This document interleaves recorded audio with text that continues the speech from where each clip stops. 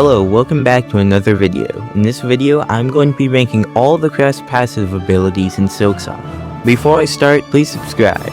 Okay, thanks. What are passive abilities? Well, each Crest has a passive unique to itself. For example, the Wanderer's 2% chance to crit on full Silk. Now that we're on the same page, let's get into it. Starting off with number 7, the Witch Crest Bind, and here we have the worst passive in the game, and the only one on this list that actually nerfs the Crest instead of buffing it. This passive turns your bind from normal into an offensive heal that creates a small radius of binds around you, dealing 1 nail strike worth of damage per hit. You actually have to hit it in order to heal. Unlike other Crests we'll get onto later in this video, this offensive build is terrible, not flexible in any situations really. And don't you dare argue the heal bomb build. I'm sorry, but using 3 to 4 full tool slots for worst thread storm is honestly, like, why? It turns out it would have been one of the best Crests in the game because it has one of the best tool loadouts. The moves are amazing, but it's actually now one of the worst, purely because of the passive.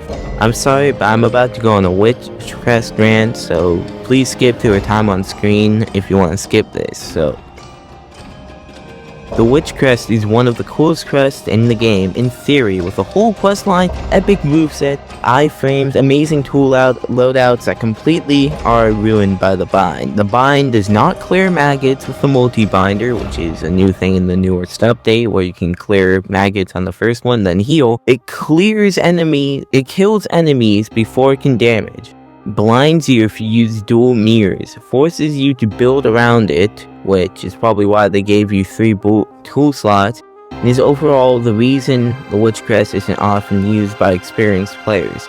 Before you say, the Witch Crest is good, it just is underrated and requires a high skill ceiling for good players, so you have to put a lot of effort, and that makes it the best. No, it does not. I'm sorry, I have 731 hours in this game.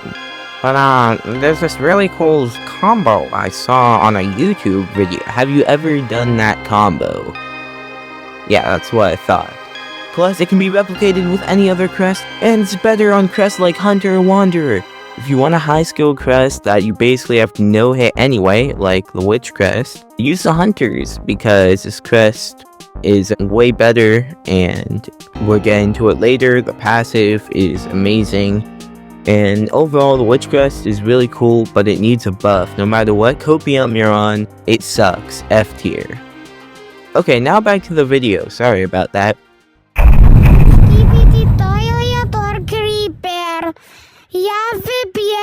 Moving on to number 6, we have the Wanderer's passive. When you get a binds versus silk, you have a 2 or 2.2% chance, if you're using a magnetite dice, to deal crits dealing 3 times damage. It's kinda cool when it happens, but it doesn't really define the Crest, unlike some of these other passives. It doesn't hurt the Crest, but it doesn't carry it. Wander is still pretty good despite having a negligible passive though. C tier. Now we're going to the big dogs. This is a point where the passives really start to shine. All of these are really good and very close together, but this ranking is based off both how effective it is on its own and how well it aids the Crest. So not purely just the passive on its own, but more like how it helps the Crest and makes the Crest better.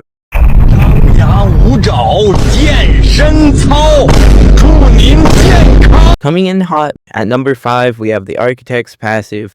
Now this passive is really good, being able to construct tools mid-fight and also making plasminium, that's how you say it, easier to overdose on. The reason why it isn't higher isn't just like the Architect Crest.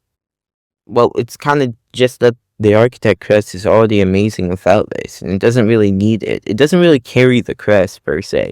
Despite that, it is a really good passive, so this gets very high A tier.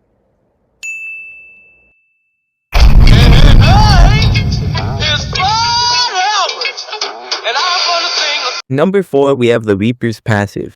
This is literally the only reason Reaper isn't considered the worst Crest in the game.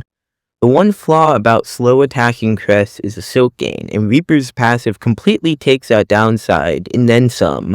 The Silk Gain is amazing, giving you 10 seconds after binding where if you don't get hit, you reap around 1-ish bonus silk per hit. There's not much to say on this one, besides that it's really good, really fun, and completely carries the Crest. S tier.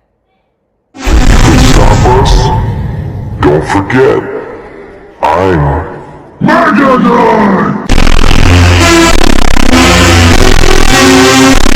Number 3. I was debating whether to put this Crest in second or even first space, and all 3 of these coming up are about equal.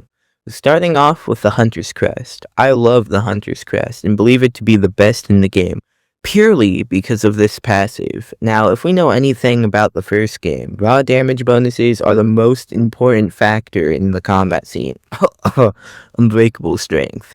Anyway, so this is an effective 50% damage bonus to your nail after dealing 12 hits of damage. And what's amazing is that 1, it doesn't rely on any timers. 2, it also has a 25% damage bonus at 6 hits, making it very easy to ramp up crazy damage. And 3, it's not that hard to get as a person may think. If you haven't tried this Crest yet, you should definitely. It's amazing. S+.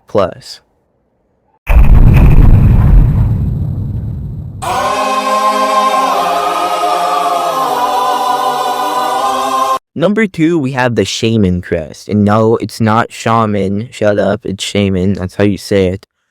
You're not British. Just like how it's Plasminium and not Plasmium. Another damage dealing bonus. Would you look at that? Well, jokes aside, the 40% damage bonus is amazing and completely carries it. Wait. Hold up. This tier list includes binds.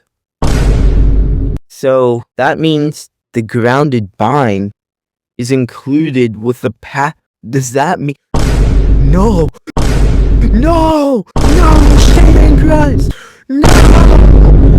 Oh dang, no! I have to move this down and put this where Architect is. You know why? Because apparently the bind kind of ruins it. I had this whole bit for how the ability was like so epic and had like custom visuals and looked really cool and everything, but yeah, never mind.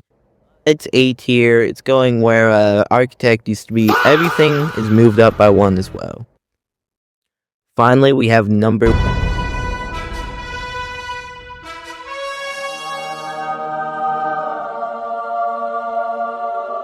Today, I'm going to be ranking the passives from worst to beast. That's right. We have the phenomenal, the abominable, the best of the beast. We have the Beast Crest. That wasn't even in the script. I just thought of that like straight up. The Beast Crest isn't even fathomable compared to the other things. Like, it would be so trash if it wasn't for specifically this moveset. Like, this is like the passive that pulls it out of the ocean like Jesus and Peter, bro. S+. Anyway, yeah, that's it for the ranking. Let me know if you disagree in the comments and why you think which is not trash. Anyway, thanks for watching. Bye.